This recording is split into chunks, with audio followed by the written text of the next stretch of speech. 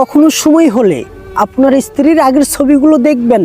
সে আপনাকে বাবা ডাক শোনানোর জন্য তার রূপ, সাজসজ্জা, ঘুম সবকিছুই বিসর্জন দেয়। তাই আপনার স্ত্রীকে কখনোই বলবেন না তুমি আমার জন্য কি করেছো, কারণ আপনার স্ত্রী যে ত্যাগ করেছে সেই ঋণ কোটি টাকা দিয়েও শোধ করা যাবে না।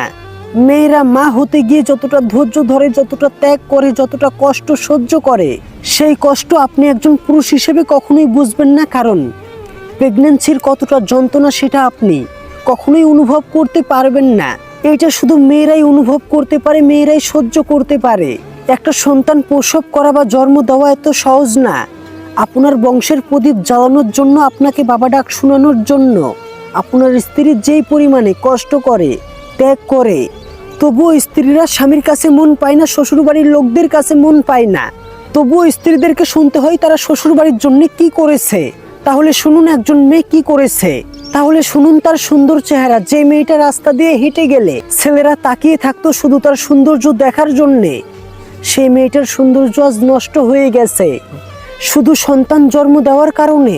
আজ চোখের নিচে কালো দাগ পড়ে গেছে, ঘুমাতে পারে না সেই জন্যে। কত রাতের পরে রাত জেগে থাকে শুধু একটি সন্তান জন্ম দেওয়ার জন্যে। সন্তান জন্ম দেওয়ার জন্যে, আপনার বংশের প্রদীপ জ্বালানোর জন্যে সে মোটা হয়ে গেছে। তার আগের সেই ফিগারটি আর নেই।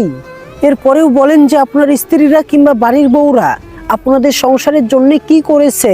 বউরার কি কি করলে আপনাদের মন জয় করতে পারবে বলতে পারবেন? সত্যি কথা বলতে বউরা কখনোই শ্বশুরবাড়ির লোকদের মন জয় করতে পারে না।